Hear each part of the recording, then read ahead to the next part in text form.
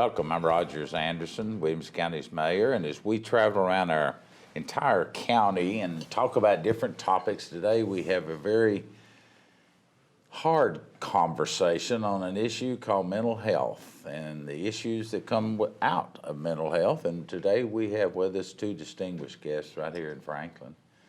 Dr. Ken Moore, the mayor of Franklin, Tennessee, and Police Chief Deb Faulkner, who I consider both of these people friends, but they're also very concerned and in love with our community and make it a better place to live. Thanks for being with us today. My honor. It's an honor to be here with the chief. Thank you. Let's jump right in. Recently, Mayor Moore, you made the comment of the city state of the union, if we want to call it that there's going to be a heavy priority for you this upcoming year, 1920 and throughout. And would you mind reiterating that, kind of touching on the conversation you had, and then that kind of leads us into the police chief's thoughts of what she's having to struggle with? Well, with a medical background, I've always had the health of our community in my mind. A few years ago, then Governor Haslam established a program of healthier communities, and we were one of the initial pilot cities. And there were a number of requirements that we had to go through. And so we ended up being named one of the healthier communities in Tennessee, but part of the process involved us having a focus group that talked about the health of our community and areas we should focus on. And out of that conversation with a lot of citizens and other experts, we decided that the 4 areas we should focus on would be tobacco cessation, activity, obesity, and mental health issues. And what we've found out as we've worked through this, that people are quick to want to talk about exercising, they're quick to talk about not wanting to, that people shouldn't smoke, and they're quick to talk about being overweight. But boy, they don't want to talk about mental health issues. And there's been a heightened awareness of this issue because we have more suicide in our community than we should. I know many of the issues that the chief's officers respond to are related to mental health issues are opioid issues. I'd refer back to a couple of op-eds I wrote in the Daily Herald some time ago where I talked about the opioid crisis, and all this mental health is, and opioids are tied in together, but where I talked about the issue in general, but then I asked our first responders to give me some examples of things that they're encountering in our community, the community we all love. And yesterday we were named the #1 best town in the state of Tennessee. And I'm really proud of that, but I'm not proud that we're having these challenges on the mental health side. And the chief and I both have shared a great passion for trying to work through this issue and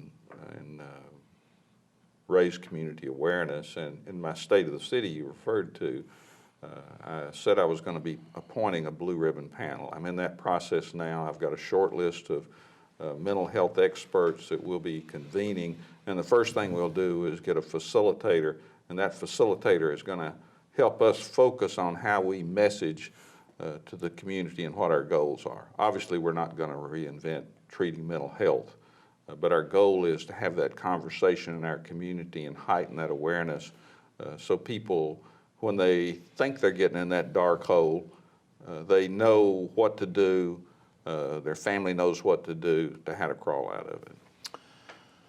As I sat here and then I'm thinking about some of the comments that were made before we went on air this morning. It must just be gut-wrenching, heartbreaking on a daily basis for you, and dealing with the public, even our own staffs from time to time get in that low spot. How do we deal with this? You're right, Mayor, and I really appreciate the fact that we have the support of both of you in this, because police officers are often on the front line of anyone who's experiencing a mental health issue or a crisis. And we're trained observers. We know how to recognize negative or deviant behavior. But oftentimes we have no contact with these individuals until the worst has happened. And if they're in crisis, it's so important for us to be able to recognize what they're going through. You know, are they bipolar?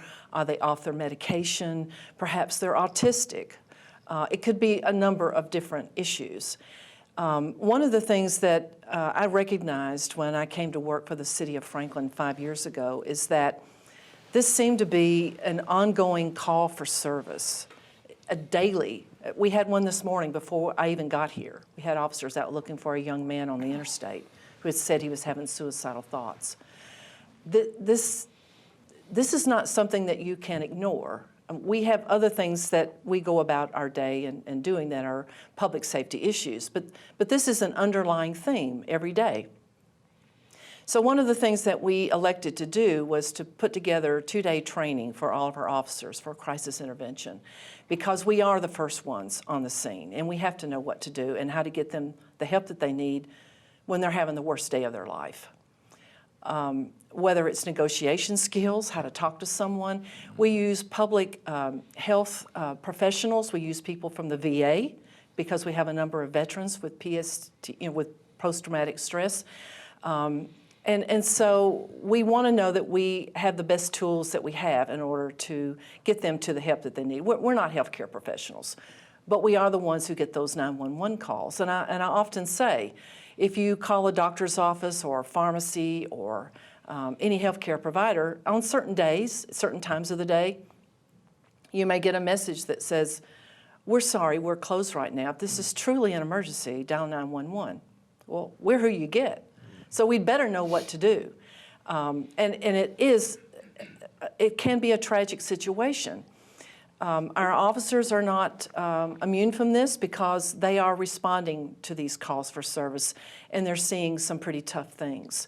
So we've started a volunteer chaplain program where we have chaplains that go with us and can help facilitate anything that the family needs. We do critical incident debriefing for our officers, because some have never seen, these are young people right out of college, and maybe they've never seen anything like this before, when somebody uses a firearm or whatever to end their life. And these are serious calls, and they're happening quite a bit. And it's young people, and it's older people. It's everybody.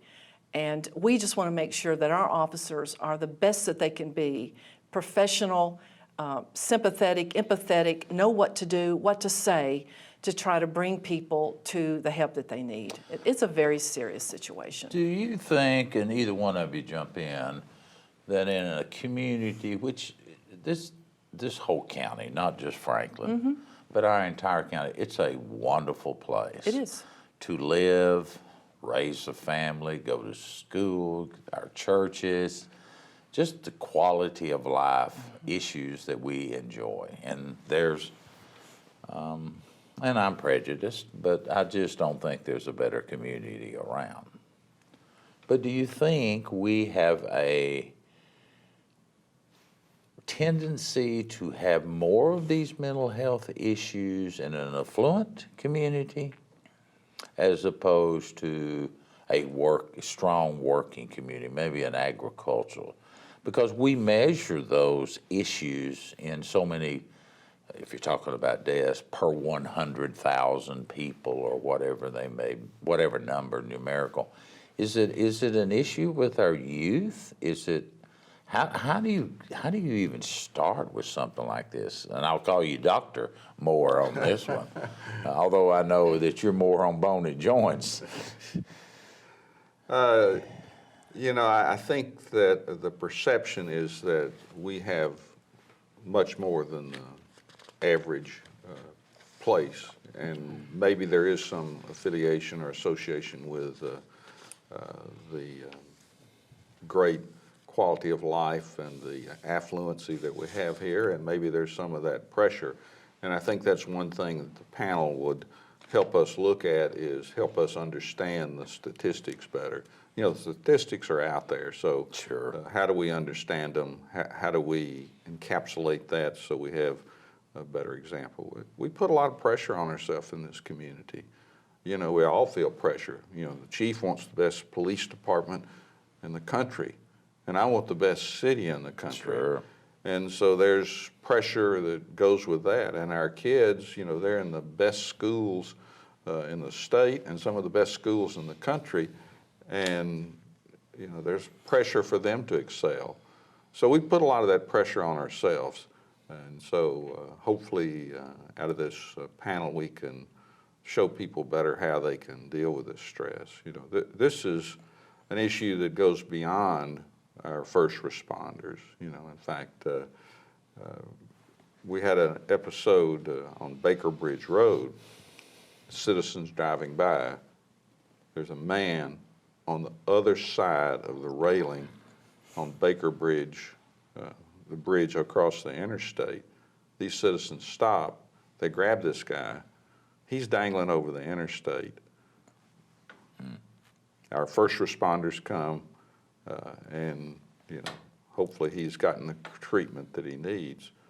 But this is an issue that it's more than just our first responders that need to address it. This is a community-wide issue that all of us need to be involved with in discussing, raising awareness, and trying to recognize. I like what the chief said, that her officers are trained to recognize.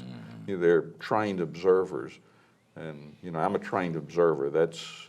Was my job when I was practicing medicine. So how can we train our community to be more aware in their own family situation? Chief, it is, when you think about, and you've got an enormous responsibility, from just titty-tat theft, petty theft, all the way to the serious claims. But the term used to recognize, I mean, it affects our police officers too when they have to go through that. I know that recently I was over at the 911 center, and we actually have a room, it's the debriefing room. They call it something else. When our 911 people are engaged in these issues and it doesn't have a favorable outcome. But I'm thinking back in my life on this earth, and that's been a few years. As a young boy growing up, I remember the very first time I really heard the term suicide in my young life as a teenager. And I didn't understand that. Later on in life, when I was in the military, once first-handed, another time was around when the incident happened, and it was what we call the Dear John letter. You know, when the guy finds out that doesn't have his girlfriend back home, which when I think about that now, that's hard for me to get my arms around, that it would be that traumatic that you would want to take your life.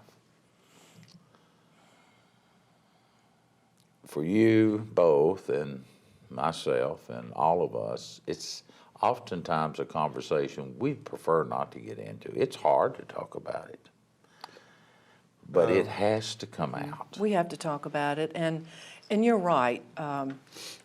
The first time I was aware of it was as a young police officer with the Metro Nashville Police Department. I was right out of college. While I had a friend in the dormitory that committed suicide when I was in college, I thought, I don't understand that, you know. Maybe it's the pressure to make good grades and so on.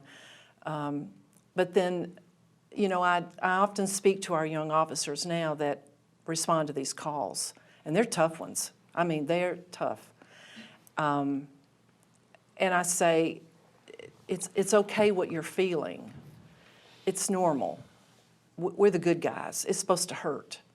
But you have to find a way to press on. And I tell them that I can remember every single one I ever answered.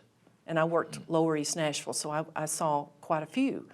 And police officers are not exempt, because I had 2 good friends on the police department in Nashville that committed suicide. And the warning signs were there. And we recognized it, but we never thought they'd take their life. We never thought that. And yet they did. One by carbon monoxide in his garage in his brand new Corvette, and another with a gunshot to the head at the training academy. So we're not exempt. And so we have to pay attention to each other as well as first responders. We have to stay healthy because we have to help others. But you're right, we can no longer stay silent. We tell people, you know, if you see something, call the police. Right. Well, we also mean mental health issues, because it can, look at these active shooter situations that are happening across the country. What was going on with that person? You know, and they'll go to the neighborhood and they'll say, is this guy your neighbor? Well, yeah, but, you know, we thought he was a little odd, but, you know, we didn't say anything because it's none of our business, you know?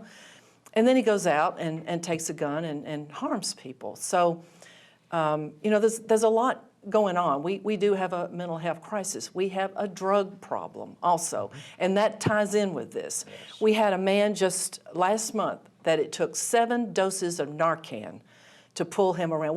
We used everything we had, and then EMS got there and they finished, you know, to get him back on his feet. A month later, we had another call on him. Again, we had to use Narcan.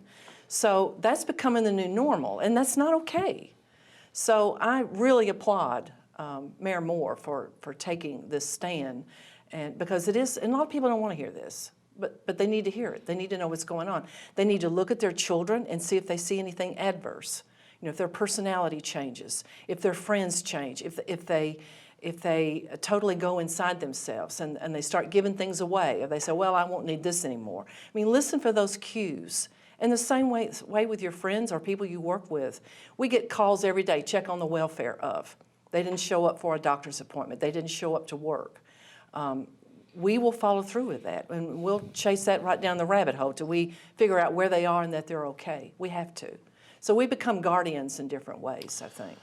As elected leaders, Ken, we have to shoulder some of that blame too, not only at the local level, but at the state level, the way we've cut funding for mental health issues too. Well, this goes back actually many years. Sure. Because most every community hospital years ago had an area for treatment of psychiatric illness. And whether it was lack of profit or lack of doctors or healthcare professionals, I suspect it probably had more of a profit motive. Most of those were cut out. And then the state gradually got out of the business of mental health and as far as permanent facilities. And so, you know, that's created somewhat of this problem already. Or a vacuum. Or a vacuum, Yeah. I think that's a good description of it.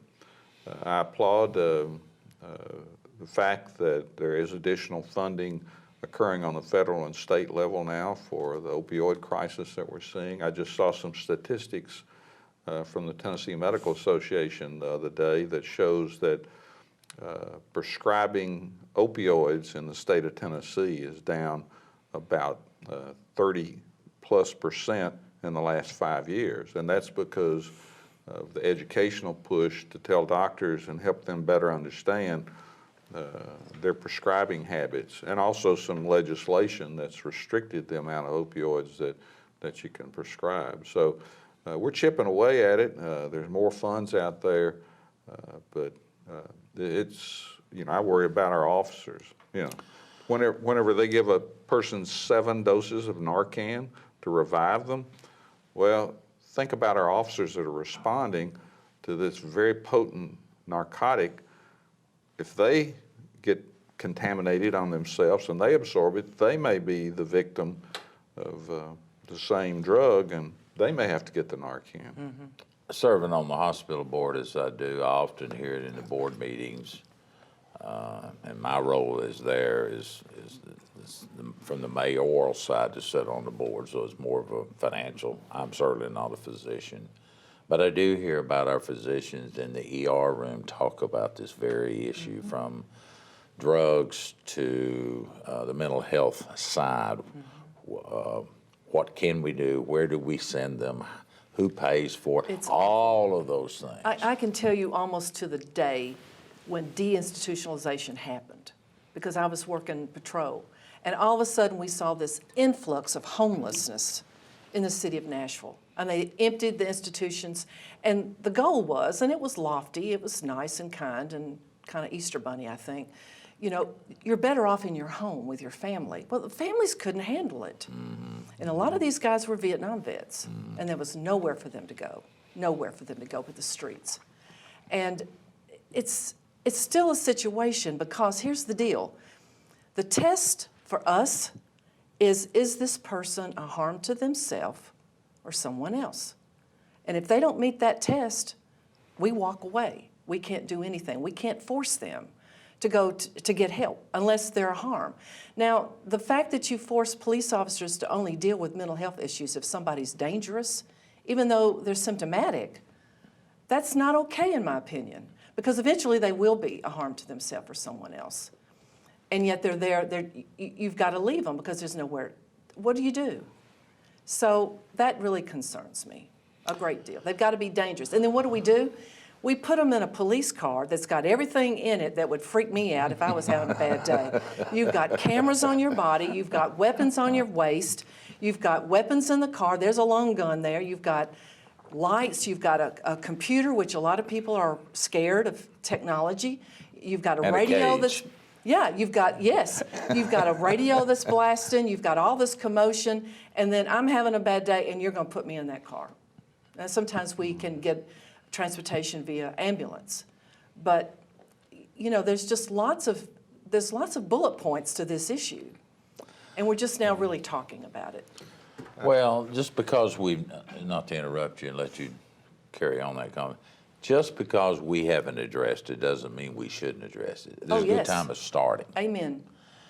You know, my children are all married and giving me grandbabies, which is the greatest joy a papaw can have, one of those greater joys. But just because I didn't do this when they were younger, it doesn't mean I could have done a better job. And so I'll try to influence that next generation and not just leave totally left to my children. But it doesn't matter what it is. It could be discipline, or it could be avoiding drugs. And I want to go back, and then I'm going to turn it back over to you because we've just got about 5 or 6 more minutes. I applaud the report that you said that less prescriptions are being issued. I think a lot of the concerned conversation we're having now is also educating the general public. Don't always accept the drug that just takes the pain away. There's some things in life that you're just going to have to learn to live with. We can't make you feel good, or shouldn't always make you feel. There's pain associated with hurting yourself, but drugs are still a component for quality of life. But if you abuse it, we have these issues, and that's what's happening, in my opinion. But I think the consumer is getting, I know I am. I recently had an issue with a tooth, and I was very concerned. I wanted some relief immediately, but I didn't want the relief to get me addicted to something, and so we're educating people. Well, I think that, you know, if we called mental health issues and drug issues cancer, you know, flip it, you know, man, there'd be a massive outpouring. And I think that we do have to recognize that drug addiction is a disease. It's definitely the people are making some bad choices. But in that there is illness that needs to be treated.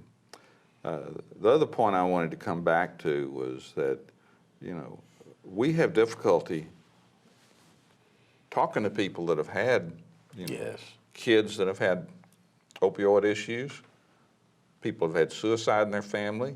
And what I've found since I began talking about this, these families want to talk about it, but they're just as reluctant you know, they're hesitant to put that on me and you, but they want that opportunity to vent. So I look forward to this panel coming together and facilitating how we're going to approach this for our community and find some metrics we can measure and say that things are better here and we're addressing the issue.